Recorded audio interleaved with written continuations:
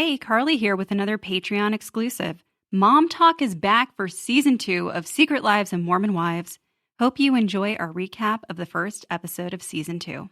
Surviving Reality contains explicit content full of snark and sarcasm that may not be suitable for all audiences. Listener discretion is advised.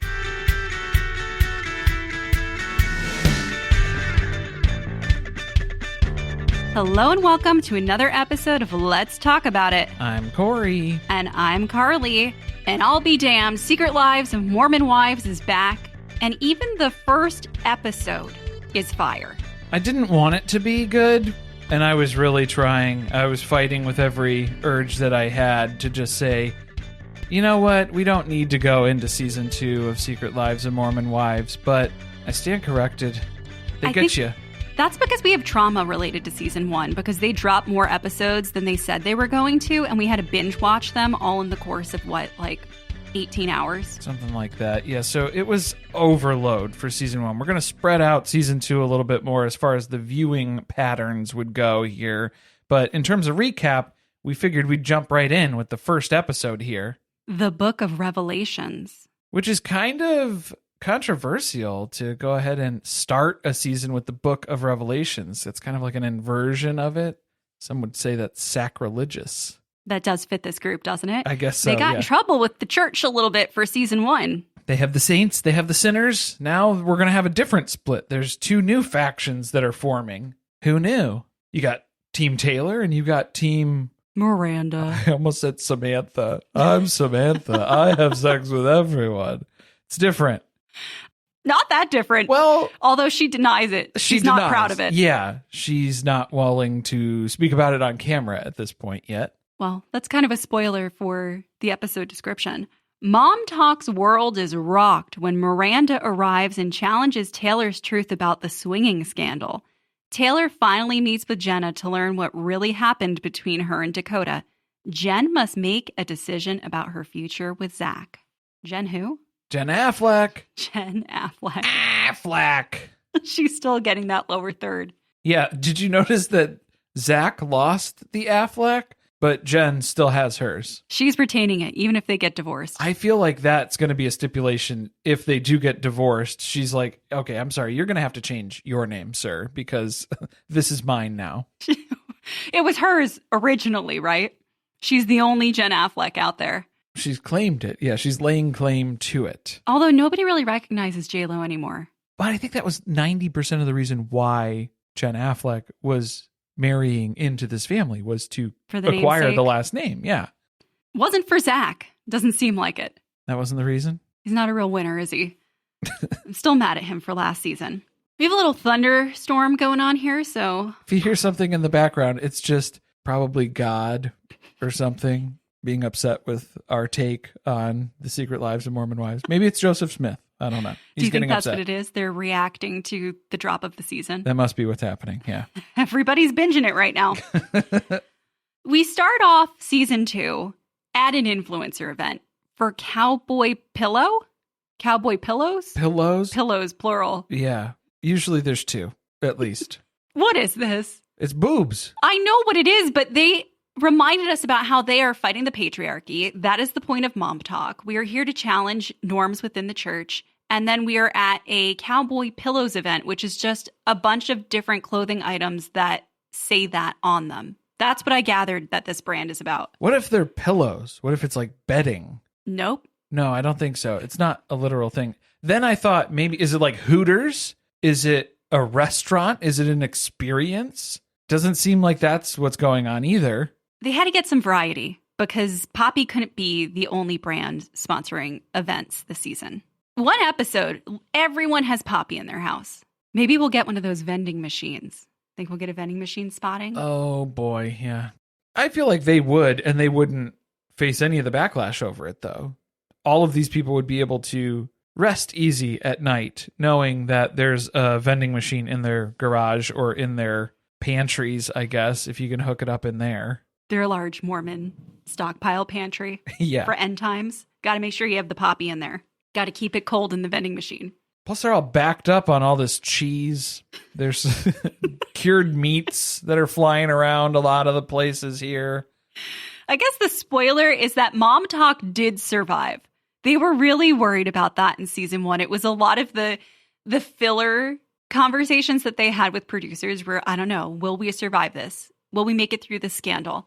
They did, and they're making more money than ever. And now they have leeches who are trying to jump in here season 2 to get their bag as well. Yeah, it's MomTok has survived, but like I think they meant, will we get renewed for another season? That was the question that you could replace with, will MomTok survive this? Are we going to be able to run our own show based on the drama that we have been able to construct in the first season? Looks like, yeah, we're going that direction. But the leeches are coming out the woodwork here to show up. Some we know, some we don't. I guess Whitney gave up on trying to pretend to be Ballerina Farms.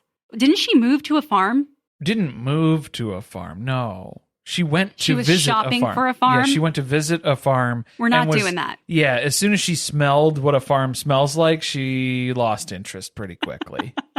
So she's at this influencer event because it's just part of her job. She has to come to these things, whether or not she has to be around the MomTok girls or not. And this appears to be an event exclusively for MomTok. She has removed herself from MomTok. By leaving the group chat. She left the group chat. She stopped posting. She stopped interacting with all these people. She left the group chats, texts, all the different groups, channels. She chose to leave on her own accord. And now she is slowly trying to integrate herself back into it. I think she realized very quickly when she was saying, good luck doing MomTok without me. And then realized, oh no, they are very easily able to do MomTok without me. And also, it's very difficult for me to do anything on my own in this social media way. Can we agree she's desperate? She is like 37 weeks pregnant, and she is still showing up to influencer events so she could be on the show. She's jumping on a mechanical bull at 37 weeks pregnant. If that doesn't show you the level of dedication and desperation that this woman, she is at rock bottom at this point. We also meet Miranda. Where was she in season 1? Everyone thought this show was going to be about the scandal that happened with the swinging, which was the entire origin of anybody knowing anything about MomTok on TikTok. People are still trying to say that MomTok is Mormon talk. Wouldn't that be Mon talk? M-O-N? That doesn't make any sense. Then they were trying to say Mormon mom, so M-O-M, but that's just mom because it's a mom. I don't think they know. Like, I don't think the people in MomTok know the origin of it. And there's nothing exclusive or proprietary about it. Anybody can make a post and put hashtag MomTok. Well, that kind of ended up happening because they're talking about how they started this phenomenon. There are people all over the country, even the world, making their own MomTok spinoffs now. All these different chapters. It's like Fight Club is basically what's going on. I'm not allowed to talk about it too extensively, but that's basically what it is. They're franchising. But they're also not seeing any of the benefits of that monetarily or financially or anything like that because there is no direct affiliation. There is no structure. It's not a corporation. Can we unionize? Anybody can do this. Anybody can put that hashtag on anything. Should they unionize? I mean, everybody should, but not everybody agrees not with MomTok? that. Not everybody agrees with that. I still don't understand exactly what it is. It's just a lot of people dancing. Did you see Whitney's promotion of the season coming back where she literally got off like the side of the road? There was a billboard for Secret Lives of Mormon Wives, and she's just dancing in front of it. Another RSV update. She'll never live that down. That was different. That's the one that comes to mind for me. Maybe we should have remade that. I would have shared that. Oh, but Miranda, we were talking about her. So she is the other person who was part of the swinging thing that was going on with Taylor. So the two of them were married at the time, and they were all swinging between their partners. Allegedly, according to Taylor. Sure.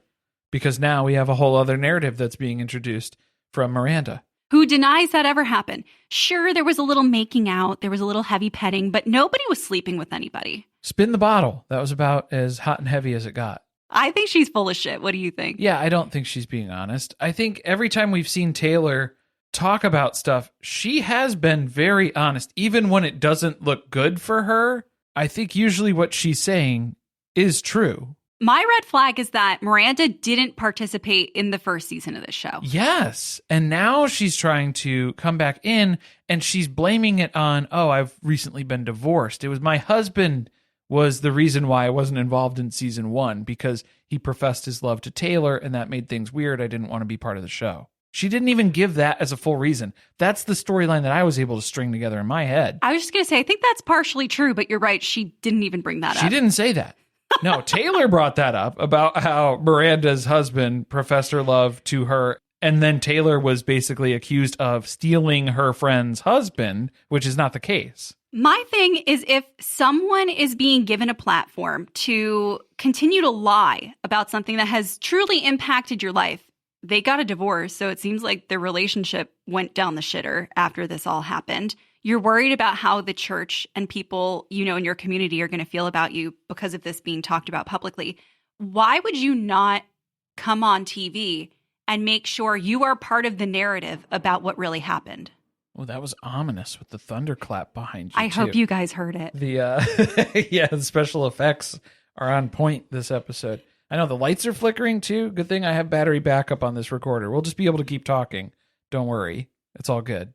I'm a little nervous. It's not our normal controlled environment. No, it's not. I have no idea what she said, by the way, too. I got distracted. Oh, I don't think the rest of the group is really buying her side of the story, but it does appear that later on in the season, this becomes a debate. Well, what's interesting, you're starting to see the new factions that are arising because basically the divide that we had last season was believers and non-believers. We had the saints and the sinners, the good Mormons and the bad Mormons. Or in the words of Lisa Barlow, we have the traditional Mormons and Mormon 2.0. Right. Yes, of course. So now that distinction is becoming very clear where you're going to have people who are on Taylor's side and you're going to have people who are on Miranda's side. So that'll be an interesting dynamic though, because it doesn't seem like Miranda's fully aware of that yet. Maybe she is. I don't know. Miranda's a hard read. I can't really see what's going on. It's just a lot of white noise. I don't think there's a lot happening. Yeah, it's just blank expressions. Whitney is just looking to hand off the villain role to someone else. And so Whitney is all about it. She's like, Miranda, welcome back. Get in here, girl. Hurry on in. I suspect that that's an accurate read. That's a big part of this friendship that's forming. People were looking at it as, oh, it's a connection point because they both left and now they're both coming back. I don't think that's it. I think Whitney sees this as an opportunity to go ahead and relinquish her title of villain and hand it off to somebody else this season because she needs to get some good airtime. So that tells me that she does not believe Miranda's side of the story, but she's going to let Miranda be the liar. And then everyone's going to turn on her, and then she can just slide back into MomTok. Feed her to the wolves. Yep. Oh, yeah. Again, very ominous. Who else is siding with it? Oh, Jen Affleck, because she's also soon to be a divorcee, potentially. I don't believe her either. Maybe. Well, where do you want to start? Do we want to go to talking about Whitney and Miranda's little get-together at the park, or do you want to talk about what's going on with Jen and Zac? Well, almost said Ben. Oh, boy. Jen and Ben. Jen and Ben. Different. That's a different Affleck. Let's go with Jen and Zac. Yes. Because we have a little State of the Union about the people who had the most attention on them at the end of last season. Of course, the big issue between Jen and Zac was that they went to a Chippendale show. Well, not they. Well, not she together. Went. Yeah, the MomTok group went to Chippendales. Jen was too close in proximity to a Chippendales for Zac's comfort. I think it's singular. A Chippendale. A Chippendale? Is part of the Chippendales, plural. Oh, no, I thought Chippendales, I thought it was possessive. It was an apostrophe S, Chippendales. Do we need an answer to this? Maybe we do. Scientifically, we'll leave it up to you, the listener, to decide. Is it plural or is it possessive? For Zac, it's possessive, obviously. He was so upset. She didn't even go to the show. She went to the pre-show. Somebody got backstage tickets. Where you could meet and greet with the Chippendales. And plural. He's acting like it was, they got to rub them down with oil and they got a little one-on-one time. He thought that there was some bump and grind going on. No.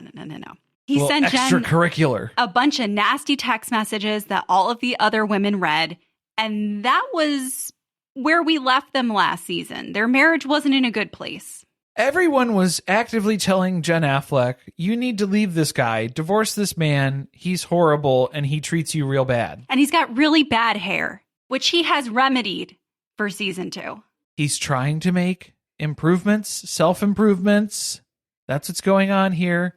You know what it looked like? It looked when you over bleach your hair, but that I do believe is genuinely the color of his hair. He's got that Plath family.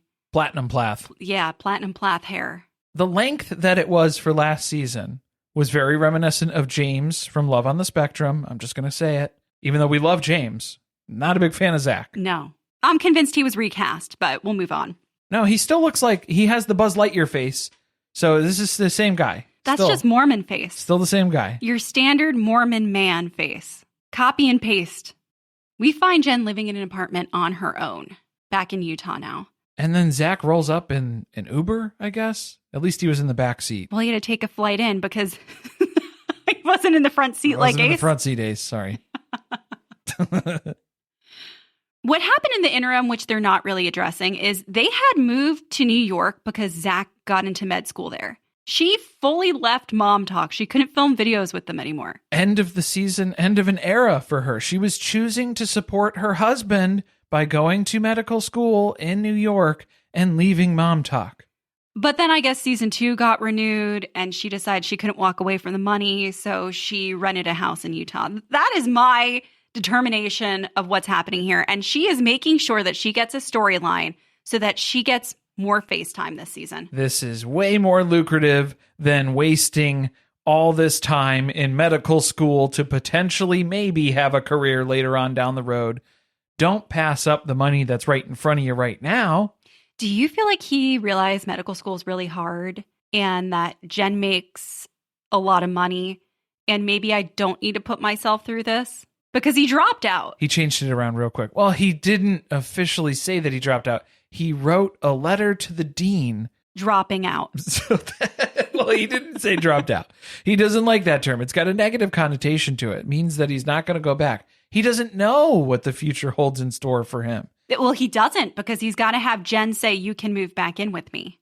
Well, this is the scary part for me, because this is where a lot of people will say, okay, great, look at this. It's the sacrifices that Zac is doing. I don't want to defend Zac. I don't like Zac. I think he's a piece of shit. But also now what we're seeing is kind of like a flip of their relationship where Zac had all of the control and he was expecting Jen to just follow along and support him. Now the inverse is happening, but Jen is treating it the same way where it was like, you didn't like when that was how you were being treated as the accessory to someone else's life. So now to flip that feels weird. It feels like maybe we need to go to couples therapy instead of going to do ketamine together.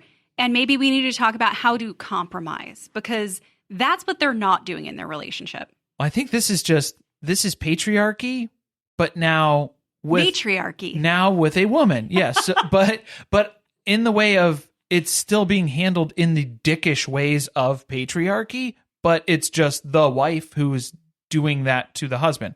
Because I think that's the interesting part, is where Zac is saying, well, I don't want to do all this support stuff, like the secondary role in the marriage, because he knows it was shit. He kept shitting on her about it. That was why it sucks. He doesn't want to do that, but he's going to try to do that to make the marriage work, I guess. He doesn't want to walk away from all this money.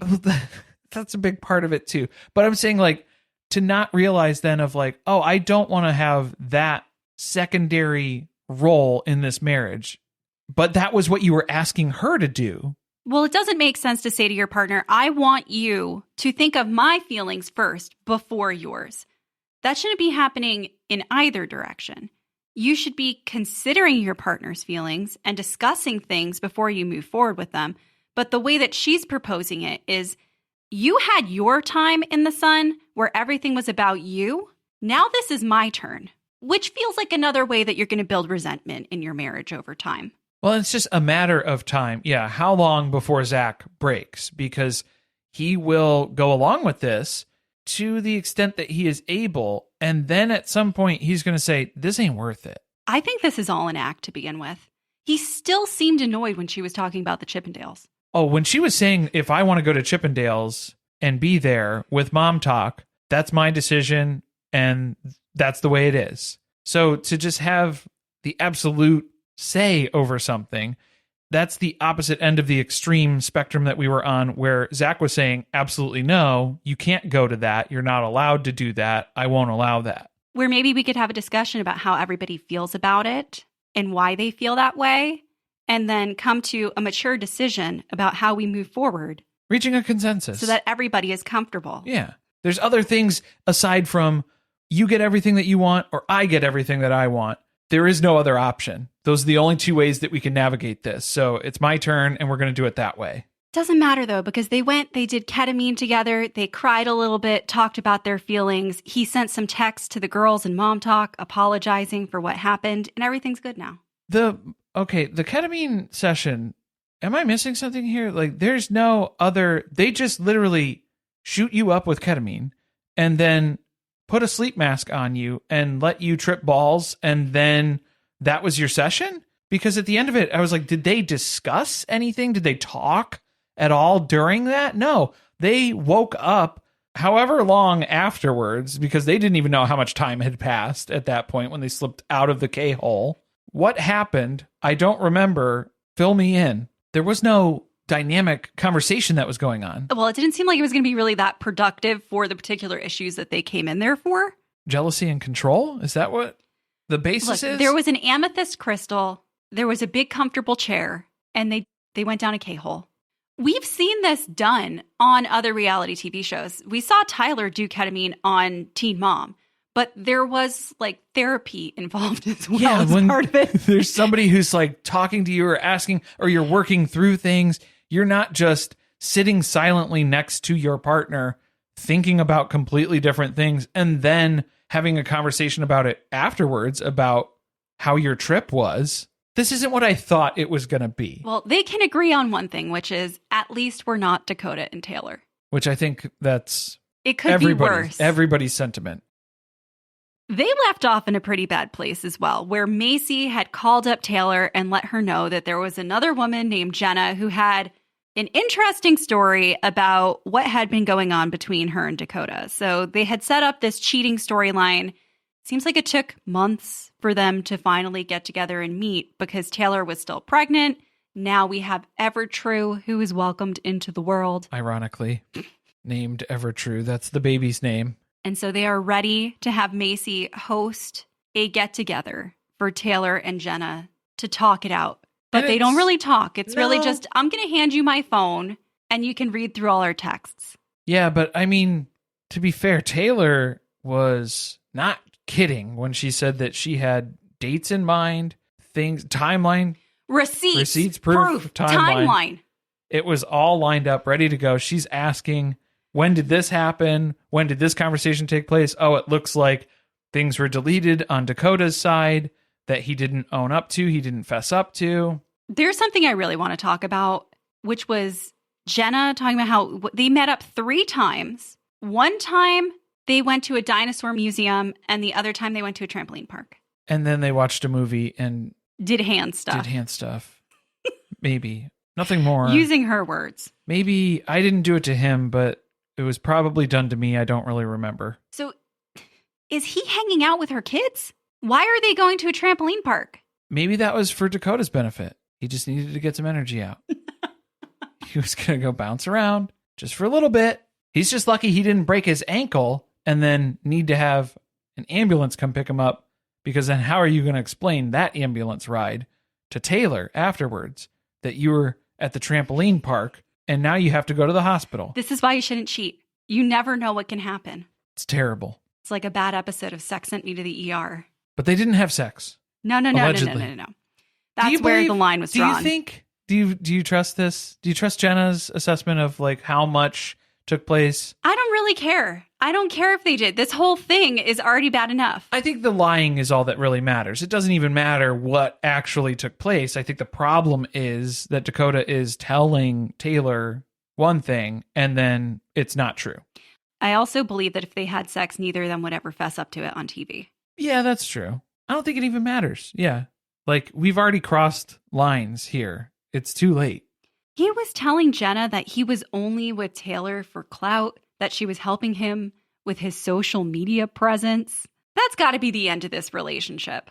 It pretty much Wouldn't is. that be it for you? That's pretty much it. What this guy? Well, I think Taylor sucks. got real upset because then she was realizing, oh my gosh, you're going with Dakota to the trampoline park, the dinosaur museum. You're getting all these dates. The fun day dates, and I'm just the night girl. I'm the night girl that he just hooks up with. That's a real slap in the face. It's also really something to be jealous of. Yeah. I didn't get to go to the trampoline park.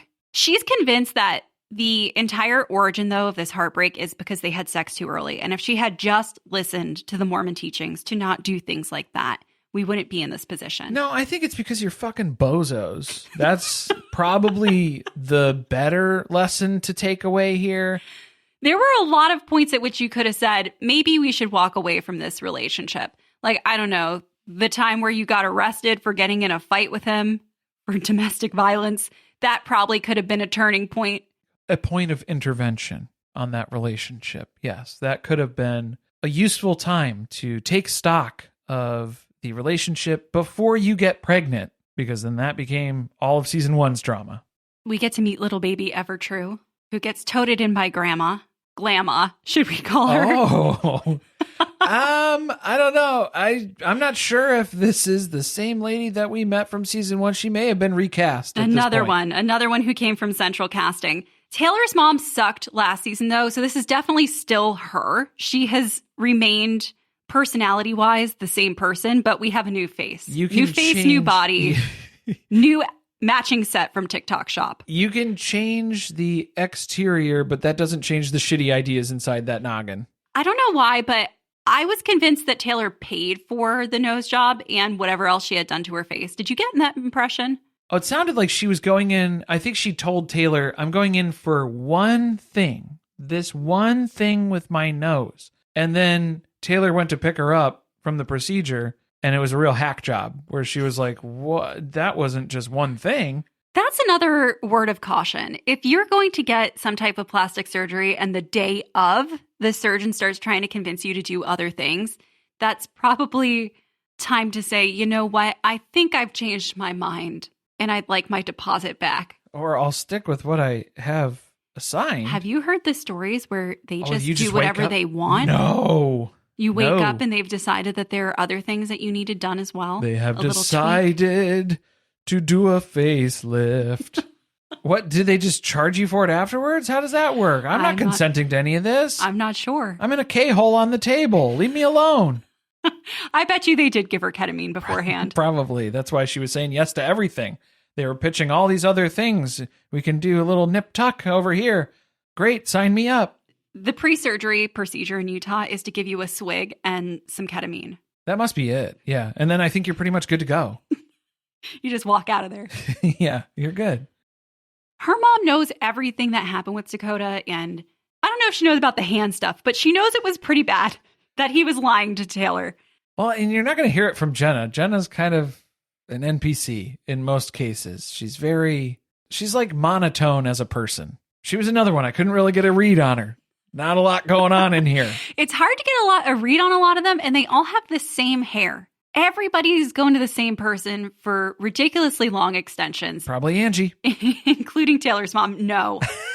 Do not disgrace Angie from Salt Lake City. No, I'm teasing. That's just the only person I thought of who does hair. Jessie on the cast owns a salon where I guess she just puts tape and extensions in. Yeah, I was going to say, Jessie always looks like she has a wig on too. So is that the style? Is that the look? That's what they're going for. It's just too much hair. I don't want to do my hair every day. Are extensions? I don't know. I don't know. I'm not going to get answers from you. What do I know? Yeah. Her mom's advice, you need to try harder. Try harder. Not leave this man in the dust. Let's go get a box and pack his shit up and leave it on the porch. No, that's what Taylor's saying. Taylor's saying, I'm done with this. This is the end of this relationship. And her mom's like, well, I've never been a fan of Dakota, but maybe you should stick it out a little bit longer. You need to try harder. First of all, I don't think I need to try harder. I'm the one not cheating on anybody. I think maybe if you want to have this conversation with Dakota, where Dakota needs to try harder, but guess what?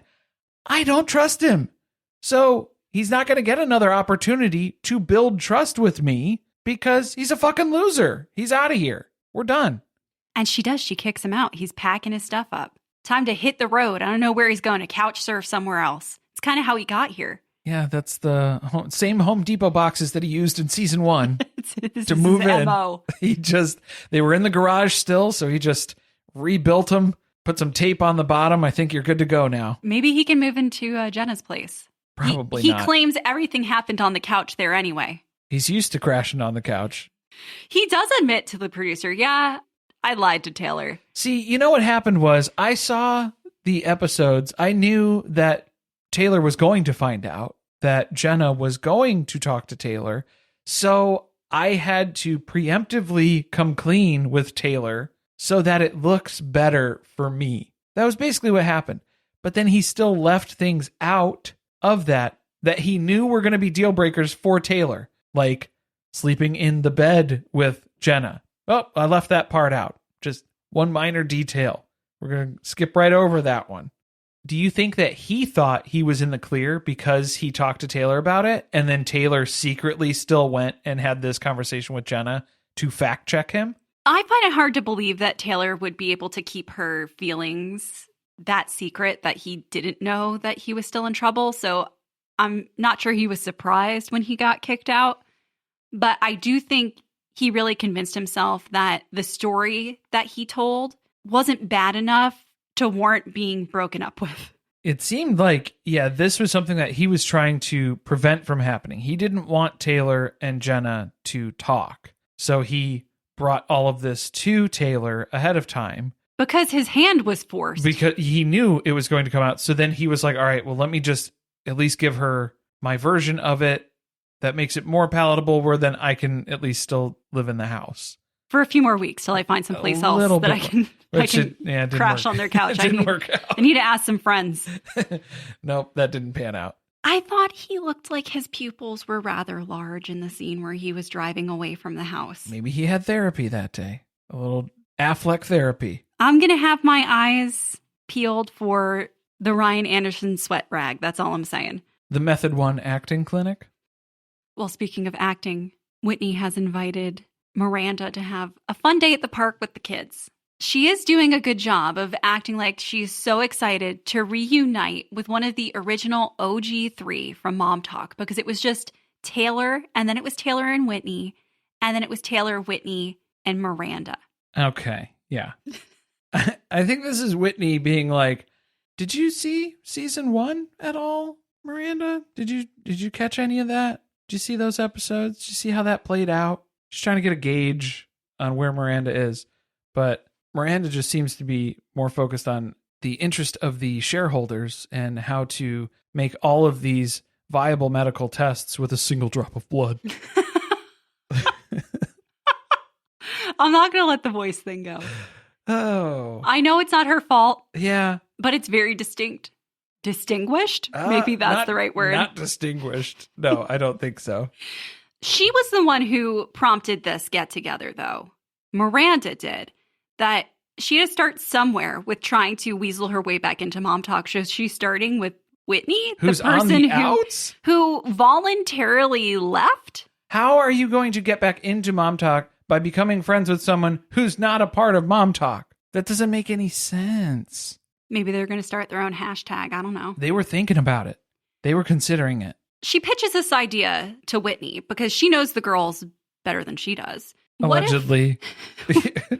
I guess. She knows them so well that she got herself kicked out of the group last season. No, she kicked herself out. Nobody forced her out. She voluntarily left, but also everyone was fed up with her shit anyway, so no one missed her. It was a blessing because she didn't realize that by quitting, you're actually doing everyone a favor because now they no longer have to interact with you. Your personality is so appalling that nobody wanted to have to spend time with you anyway. And so then when nobody chased after Whitney, she went, uh-oh, I made a mistake. But it's too late. You can't do that. You can't come crawling back instantaneously. So now she has to go on her own little journey, MomTok journey, how to get back into the good graces. She's behind the game, though, because Miranda is making bigger moves than she is. She's planning a little happy hour to get everyone together. Sponsored by Poppy. And cheese wheels.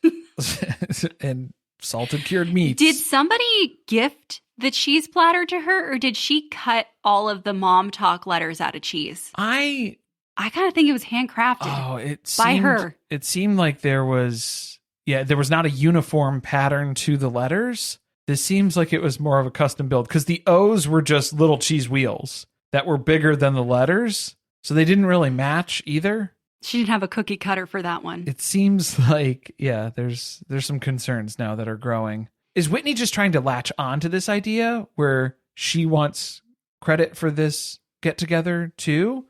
No, this is Whitney's idea. Whitney. Whitney. I'm all fucked up. They all look the same. Different one. Even their names are starting to sound similar. No.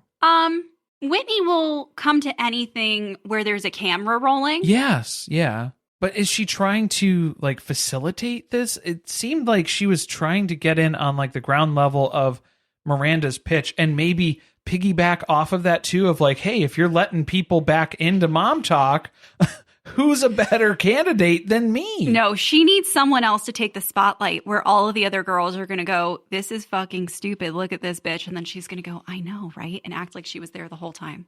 Okay. Yeah, it's a way to win favor. So then that way she can sneak in on her own terms, not to piggyback off of Miranda's request to join. She's kind of a problem. The TikTok sound that came to mind for me was the, hey, how y'all doing? When they were at the Cowboy Pillows event. That's what came to mind. Maybe they need this show, they need to amp it up by adding TikTok sounds. I think the sounds, they're doing a good job with the sound editing on this show. It's the music stings, the bass drops. We're going to get a Heidi Montag song at some point. Spencer Pratt was already up in arms about it. Promoting the shit out of that. He was ready to go. The idea is not going over very well with the rest of the group.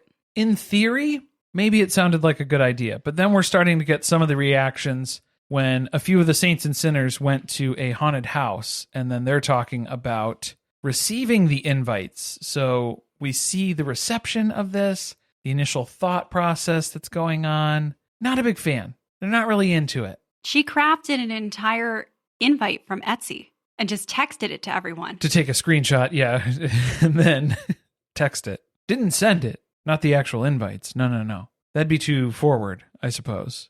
The whole thing's kind of weird. And then there's still this question of who's telling the truth. Is it Taylor or is it Miranda? Is it somewhere in the middle? Maybe we can get them to face off.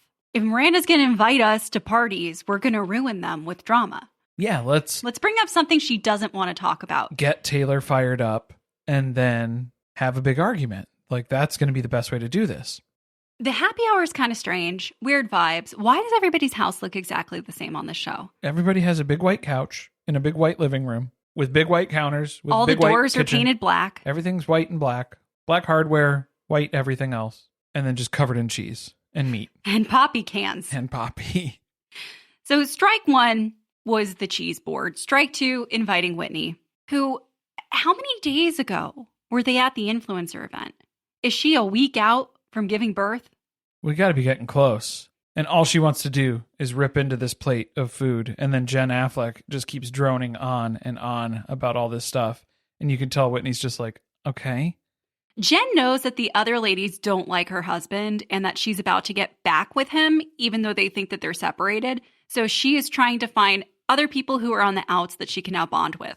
She's selectively choosing the people who don't have a lot of friends, who are in desperate need of friends, to then say, you are going to need to back me up when I make my stupid decision here very soon. I thought it was very manipulative. I think Jen's been flying under the radar, and she's going to cause a lot of problems this season. It's my prediction. Whitney also wants to rub her shoes all over Miranda's couch. They were all up in that couch. Were they slippers or were these outdoor shoes? Because they looked like Ugg boots. She's just slamming those things into the corner of the couch. Did anything happen at this? No, this was just the build up to the conversation. ends with them confronting Miranda about her side of the story and what her motives are for trying to join MomTok again. So I guess we will find out more about that in episode 2.